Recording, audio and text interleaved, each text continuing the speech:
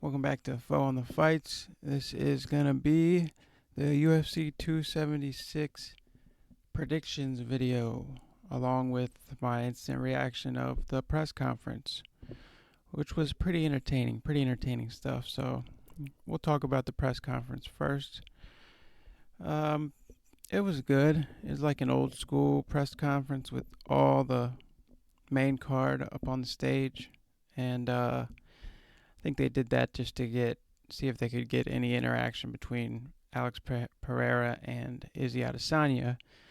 But what happened more was Sean Strickland. He is fucking hilarious. Dude is a nutbag. Great interactions.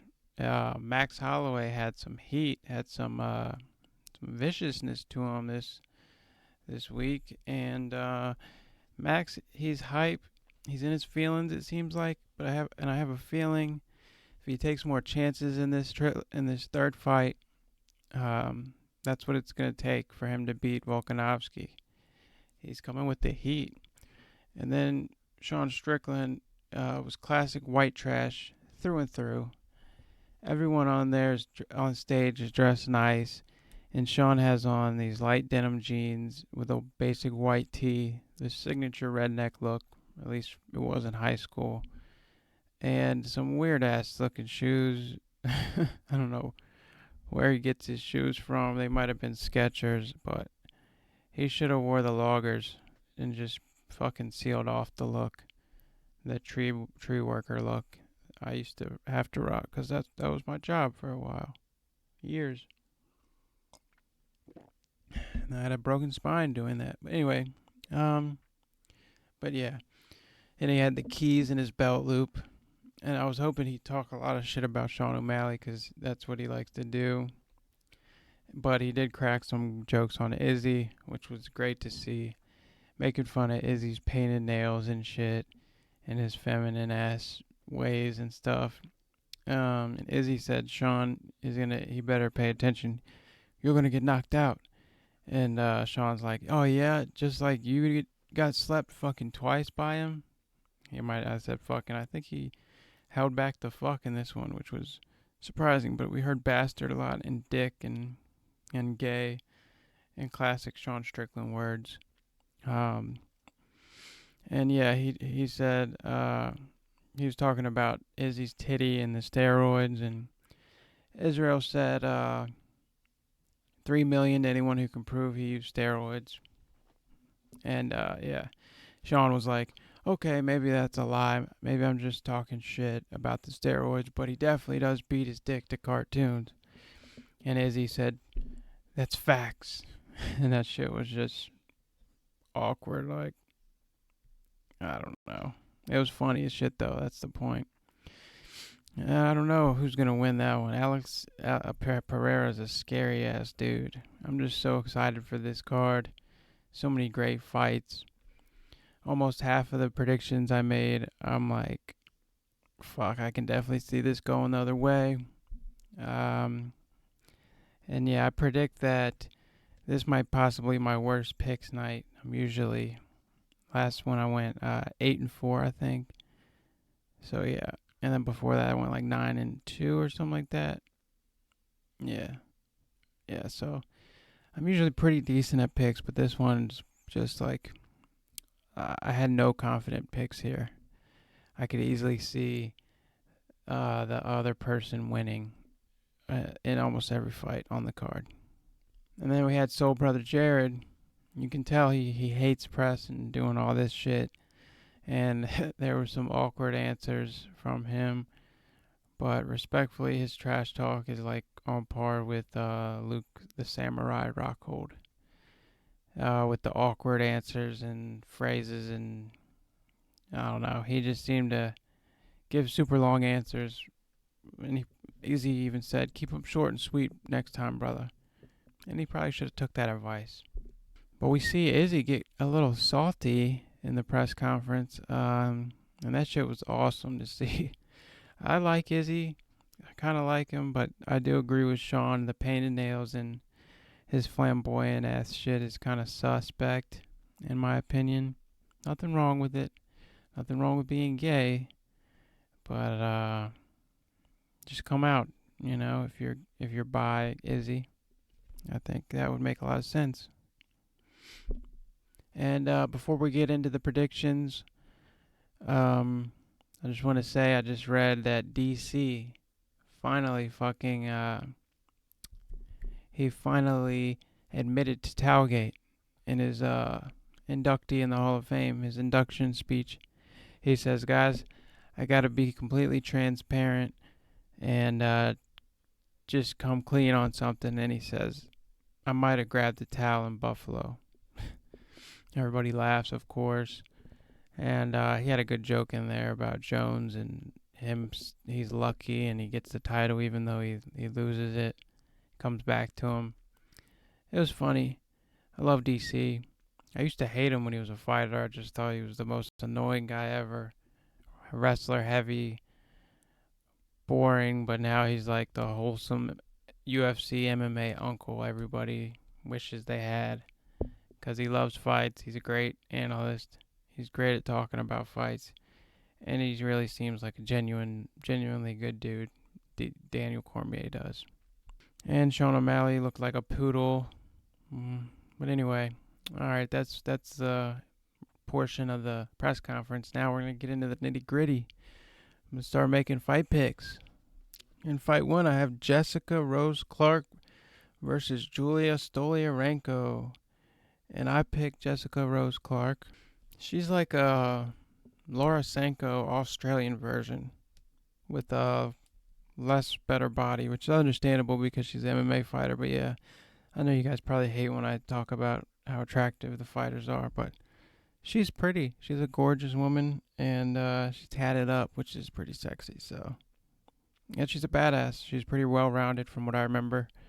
I'm not super familiar with Julia Stoliarenko, but yeah, she's a super underdog in this one. 91% picked Jessica Rose Clark, 9% picked Julia Stoliarenko. So yeah, we got Jessica Rose Clark in this one. And then fight number 2, Jessica I versus Macy Barber. And this is the exact same odds for this one. You got 9% picking Jessica I, and then you got 91% picking Macy Barber. So let's get into this fight. I think I picked Macy Barber because she's just a bigger girl for the weight class.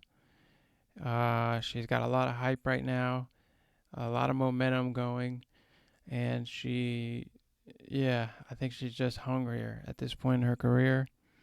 And Jessica I has looked kind of on the decline ever since that horrible title fight with Valentina, which she definitely shouldn't have been in. She hasn't really shown anything that of significance to make me think she could win this fight. So yeah, interesting to see who wins this one, but I'm going to pick Macy Barber, the favorite. And then we have Uriah Hall versus Andre Muniz, fight number 3. 30% picked Uriah Hall, 70% picked Andre Muniz. Now, I picked Andre Muniz in this one. This guy's a fucking monster. He broke Jacare's arm, which is super impressive. His jiu-jitsu is insane, man. And if anything, Uriah Hall could win this on the feet. But I honestly think that Andre Muniz starts fast, starts strong, gets a takedown, possibly. I'm not sure about his wrestling, but I know his jiu-jitsu is phenomenal. So I think we might see some ligament damage in this one for sure. And I'm going to go with Andre Muniz, who's the favorite at 70%, and Uriah Hall is the underdog at 30%. And then we have, man, these odds are so similar in just about every fight. It's around 90-10. We got Ian Gary, the Irishman, at 86%. And then we have him fighting Gabe Green at 14%, the American. And I'm picking Ian Gary, but this is one of those ones where I really have a feeling Gabe Green might win because Ian Gary, he's looked great. He's undefeated.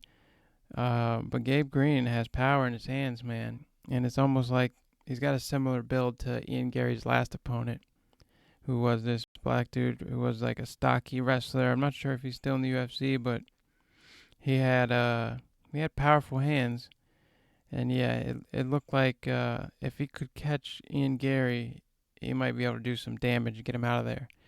So I think Gabe Green's chances are very high.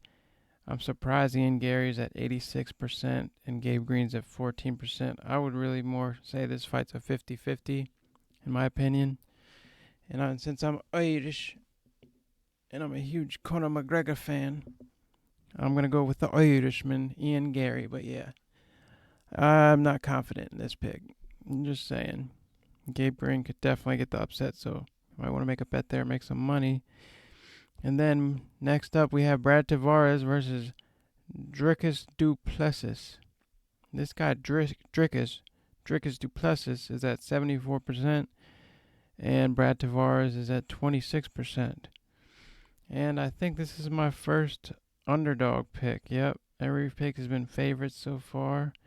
And this one, I'm going to go with Brad Tavares, the underdog, because I think his experience and well-roundedness gets him the fight. I think if he can press Dracus, get him in the clinch, possibly use some wrestling, some heavy grappling, and some just overall well-roundedness, I think he can get this fight. But Dracus, he is shown to be extremely dangerous. He starts super fast, throws super powerful shots, big punches and kicks. I'm not super familiar with him. I think he's on a 2-fight winning streak. Let me check. No, he's on a 4-fight winning streak, but yes, 2 in the UFC. He won his debut against Marcus Perez, who I'm not familiar with, but then he beat Trevin Giles, which was a pretty decent win. Trevin got caught and slapped in round 2. I like Trevin, guy who always goes. He's good, got good hands, but his well-roundedness just isn't really there. The grappling, jiu-jitsu side, it's like he's a fun fighter, Trevin. He just likes to throw. But anyway, he lost by KO to Dracus. And yeah, I think if Brad Tavares were to fight Trevin Giles, Brad could get the win. So I'm going to go with that, MMA math. And I'm going to go with Brad Tavares in that one. Brad Tavares coming off wins over, who is it? Antonio Carlos Silva, Shoeface, and Omari Akhmedov, both of which are now fighting in the PFL, the Professional Fighters Mediocre League. They should add an M in there because the whole production, their ideas, their terminology, vocabulary is ass. Only good thing about PFL is they got Wiz Khalifa. Oh my goodness, and then here we go. The veteran battle of the night. We got Jim Miller versus Donald Cerrone. Odds are fairly close here. 52% for Miller, 48% for Cerrone. I pick Jim Miller. I think this could be possibly a very close dogfight. Or my gut's telling me, like I've mentioned in previous videos, I'm a huge Cowboy fan. I respect and love everything he's done. But that is why I think he should be retired, because I just don't want to see him take any more damage. Ever since the Justin Gaethje knockout, like it just seemed like he shouldn't be fighting anymore. Chin isn't there. But then he looked decent against what's his name? Nico Price. Yeah, he looked decent against him, but Nico Price is such a good guy. I feel like he didn't want to hurt Cowboy, so Jim Miller's coming for the kill, and I think it's gonna be a sad night for Cowboy. But like I said, I'd be happy to see him win. It'd be so cool to see Cowboy win and keep winning. You know, don't take me for a hater of Cowboy. I'm not. I'm actually just I'm a super fan of Cowboy. I don't want to see him take any damage. He's got a beautiful family, two young boys with another child on the way. And yeah, he's got a great life. He's got the ranch. He's got money. He could stay in the sport, grapple, and coach. I mean, he could work on the desk. But if he keeps going, he might not be able to work at the desk ever. I don't know if Cowboy would ever want to do that, but yeah, probably not. He's more of a laid-back guy. But anyway, let's move on. We got Brad Riddell versus Jalen Turner. Here's one that should also be 50-50 in my opinion. Because Brad Riddell is a dog. He's fast. He's good. But then you got Jalen Turner, the tarantula. This guy is like Anderson Silva at 155 pounds. He's super long. He's the longest lightweight with the longest reach on the entire roster, maybe in lightweight history worldwide. This guy, I think he's 6'3". His reach is 77 inches, according to Google. And that's just nuts. For a 155er. Yeah, Jalen's coming off of wins over Brock Weaver, Jalen Turner, Uros Medic, and Jamie Malarkey. That was a good fight. Jamie Malarkey's a good prospect as well. So that was a great win. I think he's an Aussie as well. So, yeah, he beat an Aussie and Malarkey. Now he's fighting the New Zealander and Brad Riddell, who might be an Aussie too. I'm not sure. I get confused sometimes with all CKB guys. You never know who's New Zealand and who's Australia with those guys because there's so many in each camp, or mostly in CKB's camp. Yeah, I wouldn't mind seeing Brad Riddell win. He seems like a pretty cool guy, but I'm going to go with my gut and pick Jalen Turner, the tarantula, for that one. And then next we have Pedro Muniz versus Sean O'Malley. I think this is the opening of the main card. Yeah, I think so. And Sean O'Malley's at 90% pick. Pedro Munoz is at 10% pick. This is crazy, guys. Crazy fight. We're about to see Sean O'Malley fight someone who's actually ranked, who's actually dangerous, who's actually a dog. And this should be a good test. I'm going to go with Sean O'Malley just because I think the striking, the movement, the fluidity, his reach, his length, he's way taller than Pedro. His hype, his confidence, his momentum. I think Sean O'Malley gets the win. But like I said, many of these fights, I would not be surprised to see Pedro Munoz get the dub because he's a fucking dog. He's got great leg kicks. And I think if he starts early on that leg of Sean says that's a stupid thing to say, but I think if it's worked in the past, it can work for you now.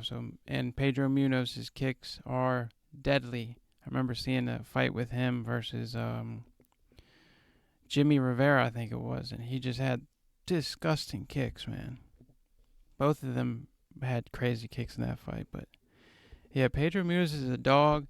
He's kind of on a down slope. I think he lost to Dominic Cruz. And Sean O'Malley, I think, is on a 4-fight win streak ever since the loss to Chito Vera that he fails to admit to. So, yeah, it's going to be a good fight. We're going to go with Sean O'Malley, though, in my picks. And then next up, we have Robbie Lawler versus Bryan Barbarena. I love Robbie Lawler. Probably one of my favorite fighters. Definitely one of my favorite veterans. Still fighting. He's at 65%. He's the favorite. And Bryan Barbarena, Bam Bam, is at 35%. And I want Robbie to win. But I think Bam Bam's going to get this one. I think the youth, just the overall freshness, and the hunger it's got to be more for Bryan Barbarena. I mean, Robbie Lawler at this point has done so damn much that, he's pretty much playing with house money right now. So I'd love to see Robbie win, just as I'd love to see Cowboy win, but I'm picking Bryan Barbarena in this one. This is going to be a straight barn burner, though. They're both going to just meet in the center, bite down, and fucking start swinging. And it could end very fast, or could go the distance with both of them being fucking beaten and battered. And, yeah. Next up, for that one, we had Bryan Barbarena. Next up, we got Sean Strickland versus Alex Pereira. Okay. This is a phenomenal fight. Sean really is a boring fighter if he's fighting to guys less under his level, like with Jack Hermanson. He was so safe. He didn't take any chances, stayed on the outside, popped him with the jab, easily won the decision, but it wasn't exciting. And for a guy who talks so much shit about fighting and just being a man and all that, to see him fight like that against Jack was just super contrasting to what you would expect from a Sean Strickland. If you hear this guy talk, you expect him to have a personality like a Jeremy Stevens in the cage, like a move forward and just throw hard.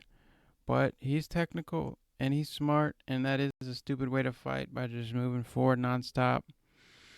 But yeah, Alex Pereira, he's only 5-1 MMA. I think he's only won 2 fights in the UFC, maybe 1. But the UFC obviously wants him to fight Izzy next if he gets this win and Izzy retains the title. But Sean Strickland's at 60%, Alex is at 40%. I'm going to pick Alex just because the physicality aspect of this fight. Alex is so tall, so long, strong as fuck for this weight class. I mean, the guy is it looks like a light heavyweight. It's crazy that he's fighting at middleweight. And Sean Strickland's like he was a 170 pounder for a long time. So yeah, the size difference is probably going to be pretty apparent once they get in the cage. And I think Sean's best chances of winning are to use the grappling, which he doesn't like to do, but I know he has.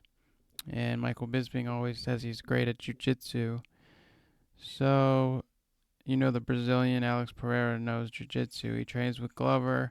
He's probably got pretty decent grappling for himself, but being solely a kickboxer, still green in his MMA career, you'd think Sean Strickland would have the grappling advantage. But he even hinted at, if I start getting my ass lit up on the feet, I'm going to take the coward's way out and shoot for a takedown.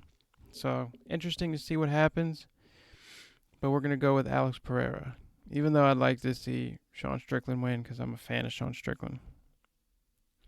And then next we have the co-main event, guys. It's boiling up. It's getting hot. It's getting heavy. You got Alexander Volkanovski versus Max Holloway.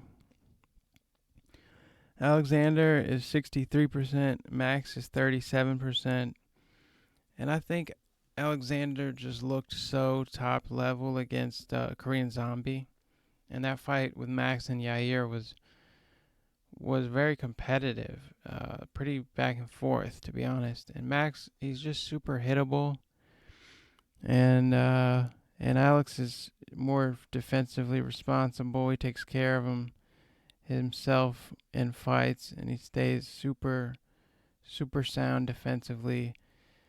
But Max, he's kind of like been hesitant in those 2 fights. They were pretty boring, pretty super close, but pretty boring. Like I said at the top of the video, I think Max is going to need to take some chances to win this one. And still, I'm not sure if that'll be enough because Alex seems like he's just completely dialed in. He's a monster champ, and he's got goals to go for the lightweight strap, which would be an awesome thing to see him fight Charles Oliveira, even though the title's vacant right now. That'd be a great fight. And then we have so I got Alexander in this one, Volkanovski. But like I said, for most of them, I wouldn't be mad if Max wins either, because I like Max. But Max just looks tired, man. He just looks kind of tired. Like he's just, I don't know. He claims to be still hungry to accomplish multiple goals in the sport, but I think the hunger is on Volkanovski's side, even though he's been the champ for a while now. And then moving on to the main event. I would love to see Jared win. I would love to see it. He's definitely capable of it if he connects. This guy is powerful as fuck. But he's 89% pick. Jared's at 11%. I'm going to go with Izzy. Because, the style bender, he's just good. He's great. His striking's impeccable. I think if Jared wants to win this fight, he's going to need to use a full MMA game.